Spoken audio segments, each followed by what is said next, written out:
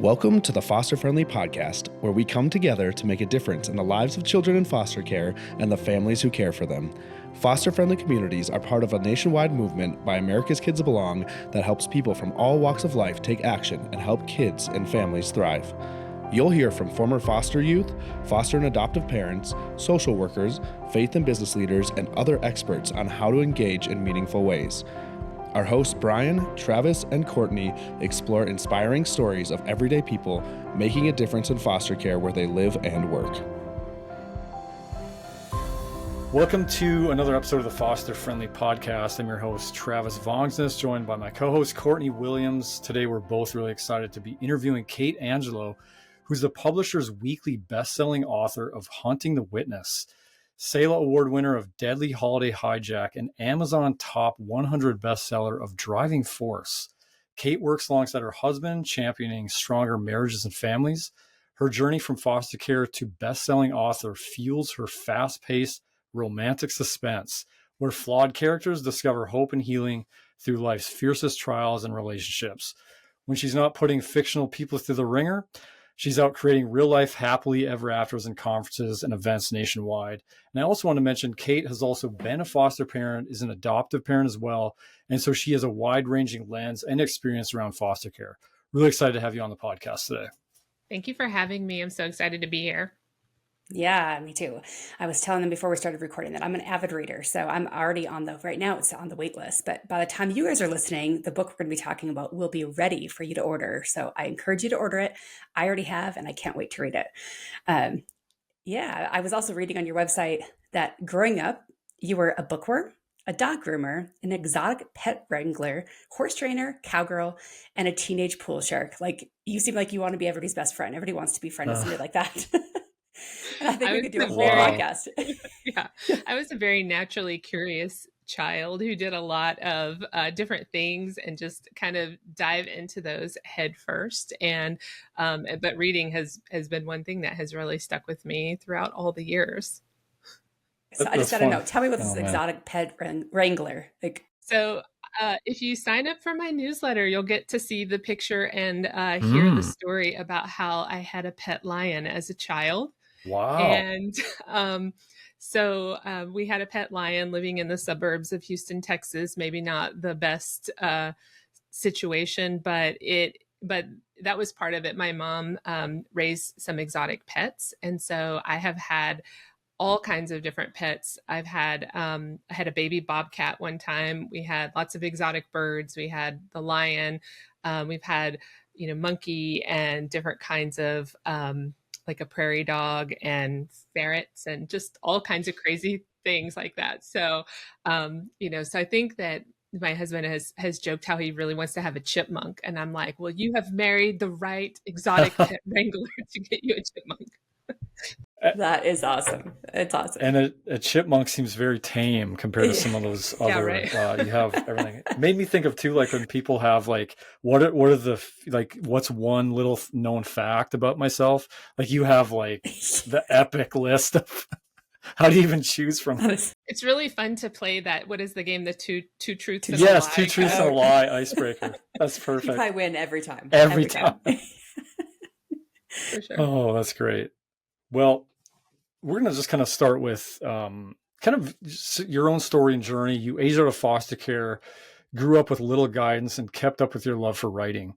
Talk a little about the role writing has played in your life and, kind of from your younger years until now. And then let's discuss Girl Lost. That's, has just been released, the book. Give us a brief description of that as well. So. Great. That's a big question there. So starting with, how I grew up, obviously in most kids in foster care, just this traumatic background, my brief childhood experience that I experienced, witnessing a murder, being present when my grandmother committed suicide. My biological parents did parental kidnapping back and forth from pretty much as early as I can remember until I was about 11 or 12 years old. And so there was a lot of that. And then throughout all that, there's a lot of psychological abuse, a lot of physical abuse. And so all of those things really just helped to shape me in a different way. I'm one of 9 children, actually. And it's really interesting to see just how what has happened to me versus where they are in this life, and to see all the stereotypes that I now understand and research, and how they play out in my own life, plus other people that we know. So really for me, reading was an escape, but I didn't pick it up until my sister brought home a copy of like a Stephen King novel, which maybe isn't the best thing to read like in the third, fourth grade. But I really enjoyed it, and I really loved the deep storytelling and the characters, and to see that they too were experiencing a lot of hardships, a lot of like inner turmoil as well as external turmoil, and Stephen King really writes great characters. That's just one thing that he does, and sometimes they rise above, sometimes they don't, and that is just life. And so I did have an aunt who was like, you know what, maybe you should just read my Nancy Drews instead. And so she brought over like a library of Nancy Drew books. I read all of those, and I just kept reading all throughout high school, different genres. I've read a lot of the classics, anything I could get my hands on. And now I'm very thankful for the rise in audiobooks, because it allows me to keep going and keep reading, and even when I'm really, really busy. So that has helped me. I didn't know that I necessarily wanted to be an author. Some people are like, oh, I just wanted to write my own novels. I have these stories that just want to burst out. It wasn't until really like around 2019 or so that I felt like I really had these stories that I wanted to tell. And so I don't just rush out and start writing. I go and I learn everything I possibly can about something before I start to do it. So I went and learned a lot about how to write. I took a lot of classes, and then, and so I started writing, really not that long ago. It's really interesting because most people who are a quote unquote overnight success in our industry, we talk about it and say an overnight success really happens over 10 years. So you try for 10 years and then you have this overnight success. And for me, the journey wasn't exactly that. And last year, I was, or a couple of years ago, I was speaking at a conference, and someone was like, well, you're the unicorn. And I was like, I just felt in my spirit that, like, I'm a Christian. So I just felt like God really said, you're not a unicorn, you're a Job. Like, this is me restoring you. And I was just like, wow, that's amazing. So I put in some due diligence to become a writer. And from that, I really learned that I wanted to write novels that don't like push in your face a Christian faith, but that really try to align with the parables that are in the Bible. Some of these things, like going after the one lost sheep, that there's one that, what would you do to go save one person? And so that's really the premise behind Girl Lost. Is it's kids, like it's adults who grew up similar to me. And so each one has like maybe bits and pieces of me or other people that I know into it. And what would happen if one person rescued you out of that? And so in Girl Lost, there's a guy named Stryker, and he sees these kids are falling through the cracks. And so he builds an MMA gym where he teaches them discipline. And it's a group home, like a group foster home. And he teaches them discipline, and he teaches them, how to get an education and all these life skills. And I don't go into that a lot because these are the stories of the adults who came out of that, but they still carry all this trauma with them, and that I've been out of foster care much longer than I was in foster care, and I've been away from my childhood trauma, and yet it still leaves its mark on me, and it still rises up in different ways. And so it's very interesting to be able to write those things into characters. And occasionally I'll see some people who will leave a review and they're just like, oh, I just can't believe XYZ. And I'm like, well, this is coming from a place of trauma.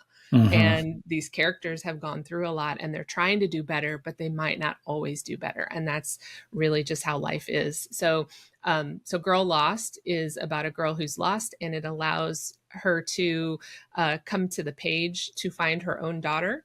And she had a teenage pregnancy, I would kind of say like a trauma bond relationship with this guy that was in the program, and they gave the baby up for adoption, and she decides she doesn't have any blood relatives left. So she goes after trying to find that one, her daughter. And so that kind of just kicks off the whole story right there. Wow. Wow. Like I said, I can't wait to read it. And it is so interesting when you think about people who have gone through hard things. And every kid that comes into our home, older kids, teenagers, we sit them down eventually and have this talk of, your past affects you, but it does not have to determine your future. And we tell them, like, we have seen so many kids who rise above, and yes, it's going to be hard and it's going to take a lot, maybe a lot of time, maybe a lot of resources, maybe a lot of people, but you can rise above this. And some people do and some people don't. And it's really hard as a foster parent to see some of them that don't, or that just can't see how there can still be good, even though it looks like everything's evil or good out of bad situations. So yeah, it sounds like you kind of capture that of there's both endings sometimes for different people. Yeah, absolutely. And, I really try not to focus too much on the negative side of what they go through, but still just to say that, I think I thought whenever I was younger and I was, transitioning from my biological family and into foster care. And even after that, I felt like there was like this, I'm just not normal. And what is normal? And so to understand, like, what is normal? So that conversation that you're having with your children is, what's your normal going to be? Is it going to be the same thing that you grew up in?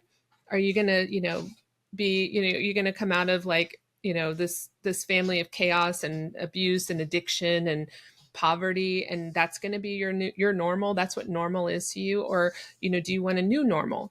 And can we look at what some new normals are and know that your normal is not going to look like Courtney's normal. It's not going to look like Kate's normal or Travis's normal, because we all come to the page not only with different experiences, but also, just our personalities. That, if I have 9 siblings, and 2 of them are considered successful, I would say, for the most part, who are at this point in their lives.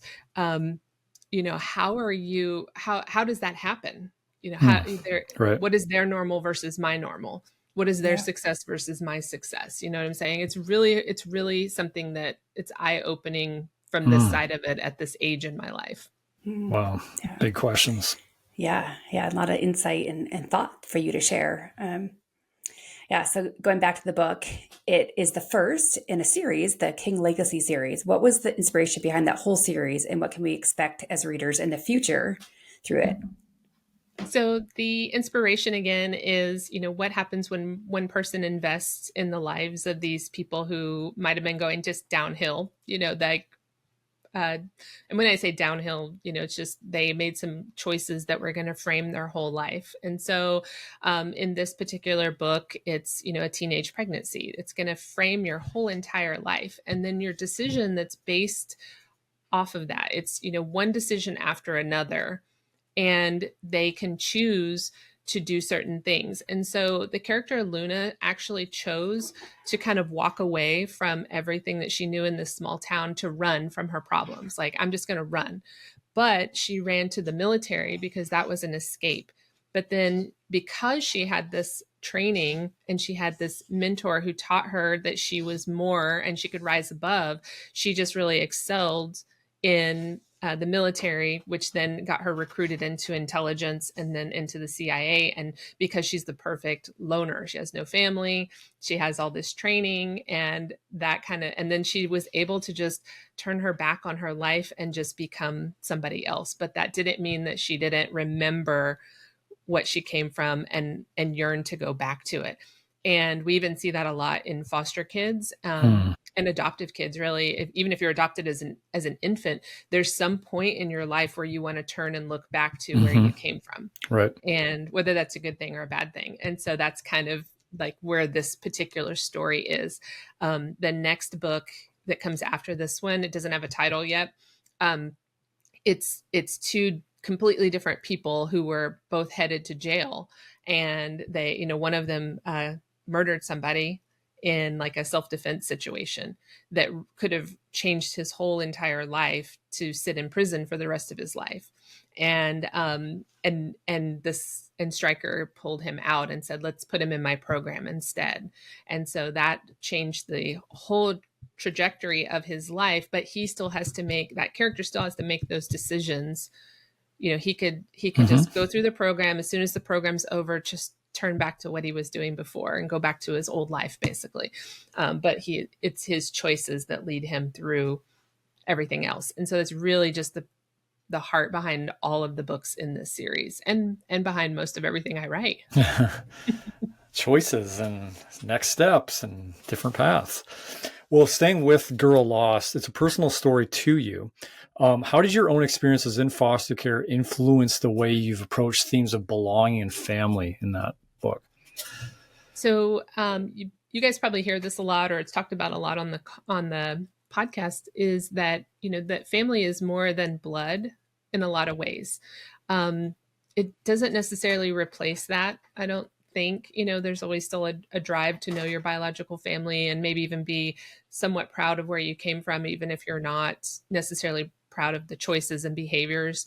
So for me, it is, I guess it's a little bit of me emotionally in these books. So, for example, my biological mother, she never physically abused me, but she was very neglectful, and she was an alcoholic. And so I ended up becoming what's called parentified, which some people who don't know what that means just means that I was the parent and I took care of all of my siblings, or most of my siblings.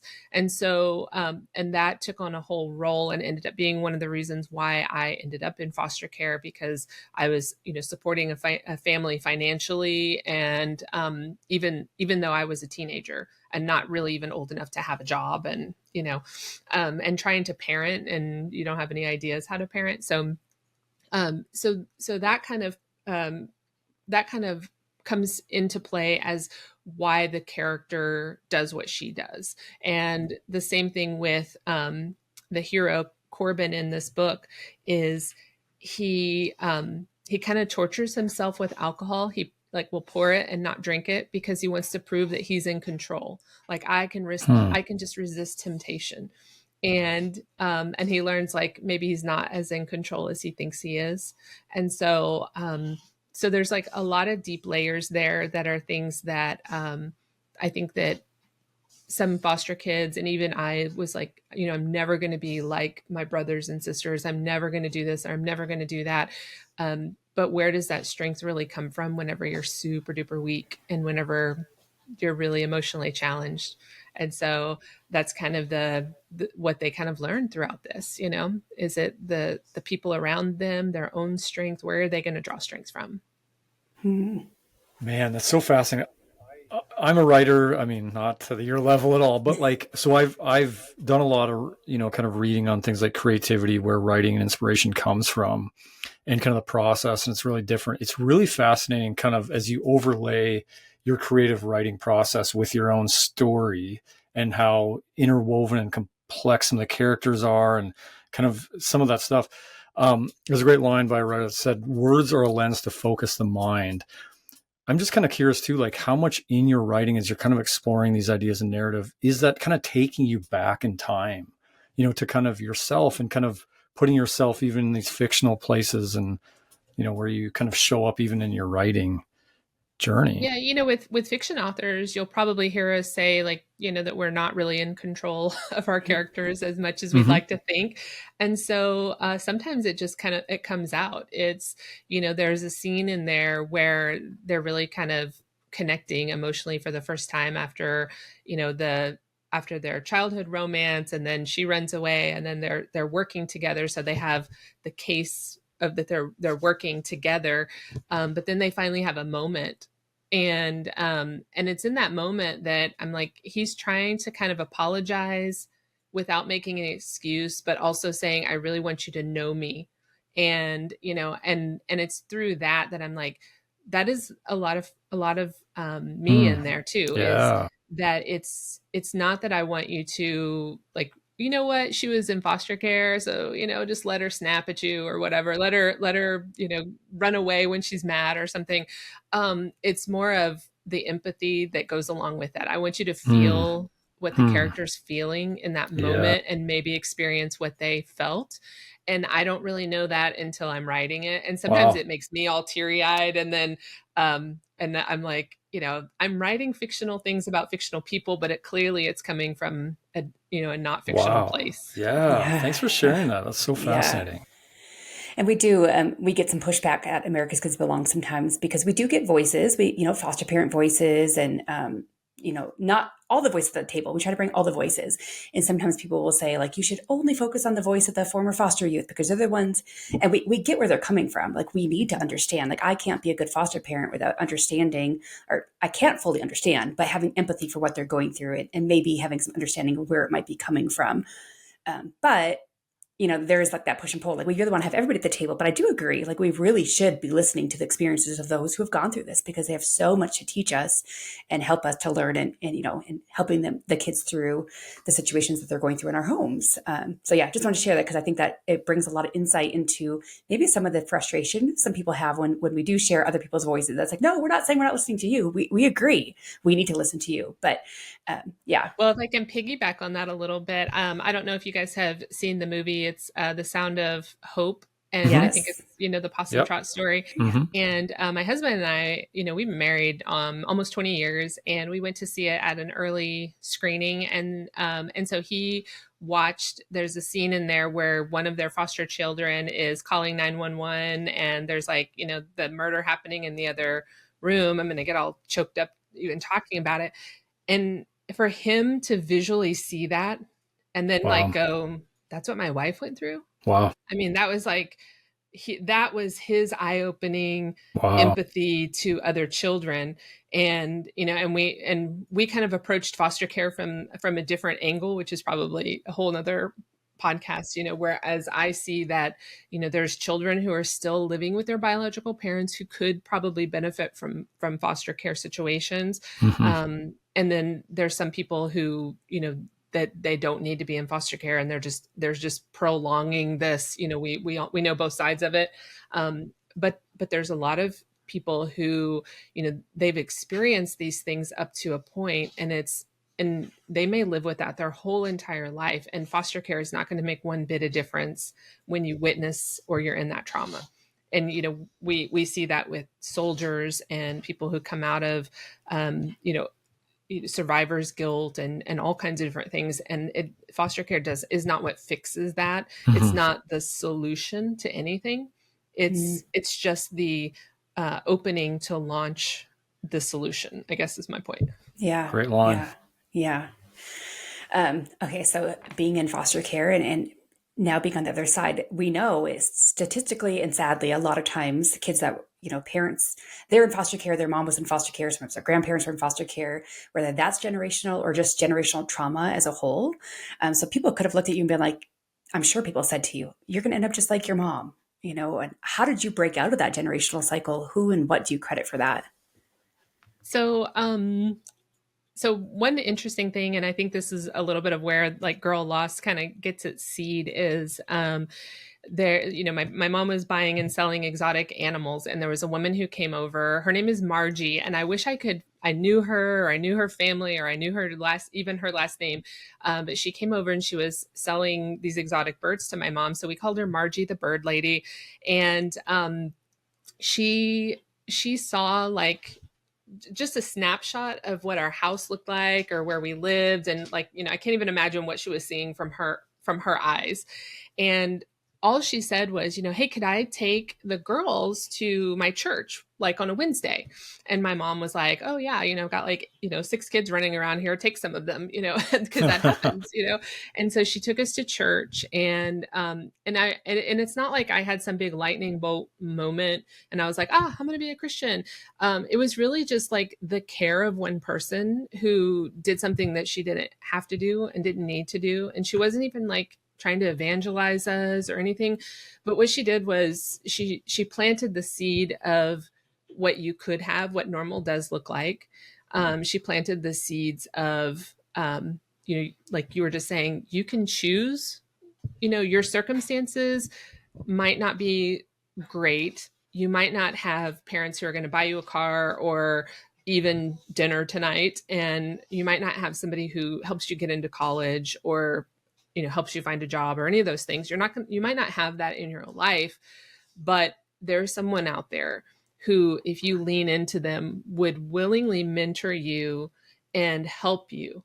And so I called them like spiritual parents. Mm-hmm. So I feel like I have just been surrounded by what I call spiritual parents, and not all of them are Christians. They're just the parents that I have that I aged out of the system in their home, that the story is kind of interesting because they were not looking to foster. They were not licensed to foster. What happened was, my best friend at the time, who I call my sister now, she drove me over to meet my caseworker. And my caseworker said, "Hey, your foster family is, you have to move. We don't have any place for you here in our small town. So you're going to be moved to a girl's home." And my sister looked at my caseworker and said, "Well, like, I'm an only child. We have an extra bedroom. Can she just live with us?" And he's like, "Yeah, sure." Because he's just trying to find a placement. Right. And I was, I think, maybe a sophomore in high school or something at the time. And so that it would have been just another disruption, another, moving. And the other thing that's really probably the most important part of that is that, so my family, I was born and raised in Houston, Texas. We moved to Missouri. Everything imploded. I went into foster care in Missouri, and my mom ended up moving back to Texas with my younger brother and sister. So I was abandoned in another state with no family, Wow. Nobody to take care of me, nobody to walk me through the foster. I didn't even have visits or phone calls, nothing. I was just on my own. And I had a foster home. And then I was being told, your foster home is losing its license. And so I was like, okay, now what? And for again, somebody who's there, who steps up and says, I'll give up this other bedroom and this comfortable, only child life to share it with you. And I was like, well, we should probably ask your parents first, make sure they're okay with me coming to live there. And they were like, absolutely. And it was like from day one that they just were like, they treated me like their daughter. And they weren't ready. They weren't looking. They just were the kind of people who were willing to open their home. And so again, spiritual parents who change the whole trajectory of your life, somebody who shows up. Mm-hmm. Tie that into, I heard you say before we started recording, we were kind of talking about what these kids need most, as they get into those upper ages of high school, as they age out of care, what is something that they really need that is maybe lacking? And maybe what are you and your husband doing to help that? Yeah, I love the last question that you guys usually ask on the podcast is, what do kids need the most? Because there's a lot. And we were talking about, empathy, and they need life skills, and they need resources, and they need people. But above all else, I feel that they need relationship skills. That's the one thing that if you are a person who ended up in foster care, you are wildly lacking relationship skills, whatever has been demonstrated to you up to that point. And then even in foster care, the parents sometimes, they're like, well, you're only going to be here for a time. So it's not the same. You're learning some relationship skills, but it's at arm's length. And so what do I learn from that is people are going to come in and out of my life, and I should always keep them at arm's length is what you'll end up teaching them accidentally.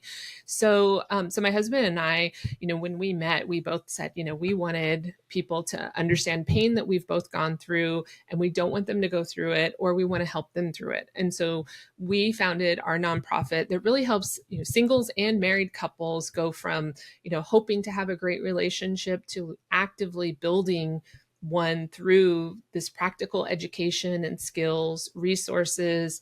And then we also do date night events. But the goal is to help them enjoy a fulfilling lifelong marriage that leads to financial security and personal growth and thriving families, and above all else, a legacy that they can be proud of. And so our nonprofit it's called Vanguard Marriage and Family Advocates, the word Vanguard to protect marriages and families. And it's really to teach relationship skills to people. And you don't have to be in foster care to have grown up with no relationship skills. That everybody should know that, right? So I do weave a little bit of that into my books as well, the type of relationship dynamics and things like that. But I really do think that that's the number one thing, teaching skills on how to communicate and how to share your feelings in a safe place, and things that I never learned even in foster care. So, yeah.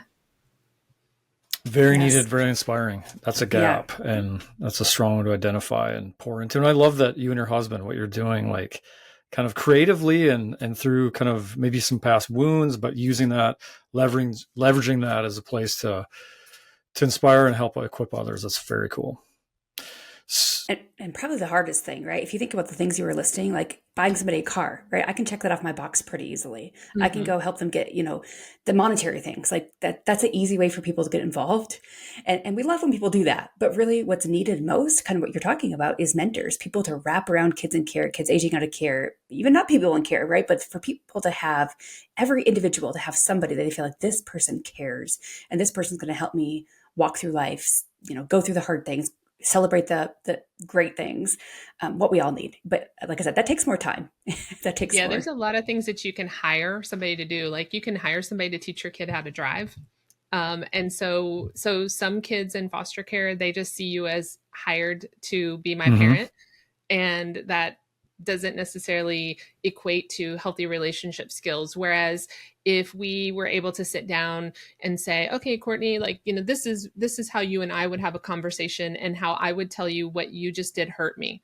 And you don't have to react. You don't have to, and because this is what is hard for even me as an adult, is that I want to defend, I want to withdraw, I want to do, everything that I witnessed in my past that says, like, go into your protective place, because no one has ever said, what, it's okay for you to have hurt somebody's feelings, and for them to say, you hurt my feelings and I didn't like your behavior, and for you to go, let me have some empathy with that. And empathy, they found, is measurable. So my husband talks a lot about this, is that you have your IQ, but you also have your EQ, and you can measure your EQ. And I think that is, something that, probably as foster parents, we should look at. This child is 16 years old, but emotionally is 8 years old. And we need to look at that. Can we get them from 8 to 16 in the year that they're in our house, or the 2 years that they're in our house, Yeah. So. Yeah. That's really good. And I know I've done like kind of looking into leadership studies and things like that. And I think the biggest predictor of a successful, whether it's a business or a thing, there is emotional EQ. It's way more than like just academic talent and all that stuff. It's a huge underrated thing. So very cool.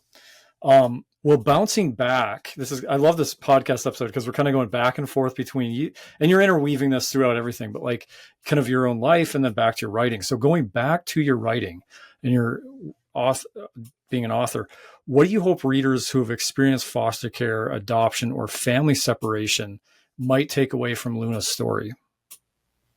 So I think that one of the biggest thing is that it's always okay to come back.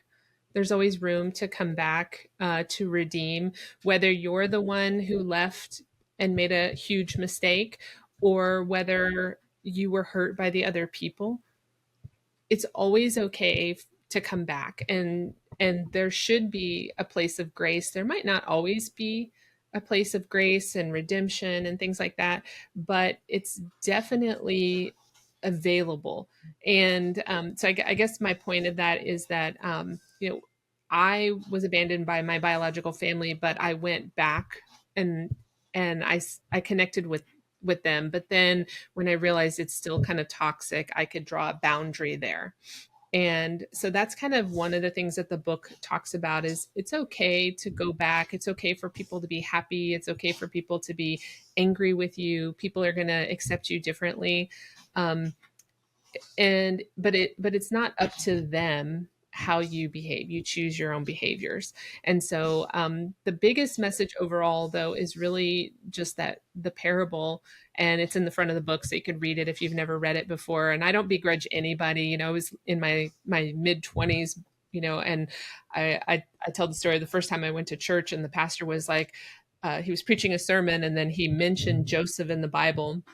And he's like, well, everybody knows the story of Joseph, so I'm just going to go on. And meanwhile, I'm looking in the Bible for the book of Joseph to try to hurry up and learn the story so that I can figure out what he's talking about, which there is no book of Joseph in the Bible. And so I don't begrudge anybody who doesn't know the parable of the lost sheep in this book. Is just really about leaving the 99 to go find the one lost sheep. And so the very end of the book has that in there of, how far will each person go to save one lost person, whether it's to save them spiritually, to save them physically, to save their, to save their life. How far will you go to save one person? And that's really what I want people to think about whenever they leave reading this book. So what genre would you say this book is? So it's romantic suspense with a thriller edge. So some danger, but mostly it's about the relationships of them walking through this case. And then, and the plot is very interesting and unfolds and is very plot twisty. So as soon as you think you know what's happening, it kind of unfolds into something else. So if you're just into something that'll stick with you for a really long time, then I think you'll really enjoy it. Okay. So how did you balance that writing of this authentic, your emotional trauma, the things you've gone through, with this fast-paced demand of a thriller like that? Oh man, that's really the hard part. That's where I can lean heavily into my editors and the team behind me on this, is the pacing okay? And then I still second guessed myself, like, they're like ready to publish it. And I'm like, wait. Is this okay? And they're like, no, it's great. We loved it. So really trying to balance, to try to keep the emotional suspense, which is really hard. In a romantic suspense, you pretty much know that by the end, the couple will end up together. That's the payoff that everyone's looking for. But it's how much did they grow in that, and how much did they learn from that? And my favorite thing is always an epilogue in a book, which I know some people skip it, and I'm like, why would you skip an epilogue? That's like the happily ever after. You get to see them, the stories continuing. So I really try to balance the suspense of the story with the character suspense, with their character arc, where we can see them growing, and you can kind of see them taking a step, and they're like, I'm going to justify this step that I'm taking, but really that's just because they do want to get closer to that person. They're just justifying it within their own mind. I don't know if you've ever done that before, but yeah. All the time. All the time. For sure. Well, how can readers find you and connect with you? So the best way to find me is just to go to my website. It is kateangelo.com. And you can learn a lot about Girl Lost there. And if you're interested, if you're just like so eager and you don't have your copy yet, you can at least get the deleted scene, which is something that I wrote ahead of time, but then I was like, this doesn't really move the plot forward, and it leaves a lot of questions, but it's a good example of my writing, but also you get to see who Luna was before you even open the book. And so that's a really great thing. And then you can see if you want to purchase it, it's going to be there, and then you'll get to see what's coming next. And again, if you subscribe, you get to see that picture of me as a kid with a lion, like in a house. Totally worth it. Right? That alone is worth it all. Right. Yeah, sure. Your story is very inspiring and very fun. Like it's hard, right? It's hard, but it's also like fun interwoven into it. And yeah, just love how God has used your story to redeem it and to make you this woman you are today, that's able to share your story with such grace and yet compassion for those who are experiencing or have experienced it. So yeah.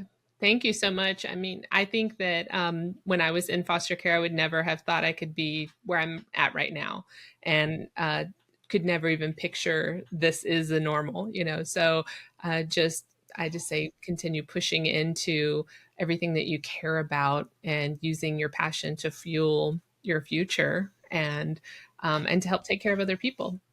I love that you said that, because interviewing a former foster youth who became a naval officer told me one time, it always has stuck with me, that one of his biggest laments looking back, and one of the biggest issues of being in foster care for him, was the loss of being able to dream.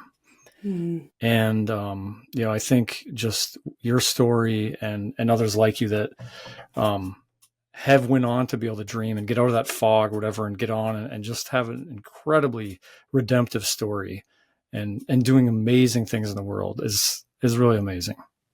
Yeah, my husband has recently started doing a little bit of work in the prison system, and the prisons I know are full of people who either should be and have gone to foster care, or that they were, maybe that they were a part of the foster care system. And a lot of the things that they have in common, most of us know the statistics is that they have no father. And so I know that it's great whenever you have some of those single foster dads on here, that on your podcast, because it's the father really is super important in the home. And there's a lot of fear for them bringing a child into their home, because they're worried that they won't have enough time to do all the things, like you just said, to help them dream bigger, to take a step in the right direction. And so I think it's really important for men to lead out in this area, where they need to understand that if you have a child in your home for a weekend, or you have your child for 4 or 5 years, and it's the most frustrating time of your life, that you're still it's the thing that I've learned from having I'll kind of backtrack here a little bit, is having a daughter that we adopted out of foster care. She went in right before her 5th birthday. She was in 9 homes before she came to us, and we adopted her. So she was 10, almost 11, I think, when we adopted her. And so her whole life was, just foster care. That's what she knew, was foster care. And to watch her, she was set up, with, a job and bank account and all the things that you really, really need. And you're just like, but you're taking some steps that we just think aren't the right steps. And, God really told me, he said, who's writing her story here, me or you? And so I love that, because I'm an author, first of all. And he's like, let me put you in your place. Who's really writing these stories? You don't know that every decision that I made, somebody else was sitting back going, oh, they're making a wrong choice, but those choices lead you to the right place. And again, you have a chance to redeem it on your, to get that redemption, and to change at any point in your life. You can turn around and say, I'm going to stop drinking, and it's going to be a challenge, but I'm going to do it. Or I'm going to stop doing drugs, or I'm going to, stop this. I'm going to stop scrolling TikTok, and I'm going to actually go become an entrepreneur instead of just watching videos about it. I'm going to do these things because it's meaningful only for me, just for me, for me to do something great with this one life that I have. And so that's really one of the key takeaways for me, is just that we need to keep dreaming, like you were just saying, keep dreaming, and it's up to you. Nobody's going to do it for you. So you may as well just take steps and do it yourself. Oh man, let's go. Yeah. I love that. And I know you kind of already answered this, but I want you to answer it again, wrap it up into a sentence or two. How would you finish the sentence, Kate? What kids in foster care really need is? I think they need empathy, but above all else, they need those relationship skills so that they can learn how to navigate this very tough world. You are only in care for the first, 10% of your life. So they need these skills that are going to carry them for the rest of their life and help guide them making decisions in the future. Awesome. Well, thank you for joining us today. I loved this conversation. I'm super excited to read your book, and I hope that our listeners will pick it up as well. And, as you expressed, I mean, we're reading fiction, but we're also reading into the lens of somebody who has walked some hard things. And so I think we can remember that as we read it. As foster parents, taking some takeaways of how can I take this story or what you've shared today and implement it for good, to be a good relationship maker with the kids in our care. So thanks for joining us. Thank you guys so much for having me. And thank you for even doing this podcast. It's amazing. Thanks so much. Yes. We hope you enjoyed today's episode. If so, will you help us reach more people by subscribing, sharing the podcast with a friend, and leaving a 5-star review? If you've been inspired by what you've heard today and want to learn more of how you can make a difference for kids in foster care and the foster families where you live, visit americaskidsbelong.org. We depend on individual donors to fund our work. We'd be grateful if you would consider joining us as a monthly donor. Visit americaskidsbelong.org to make your tax-deductible donation. Thank you. Together, we can ensure a family for every child in foster care and a foster-friendly community to ensure every foster family feels loved and supported.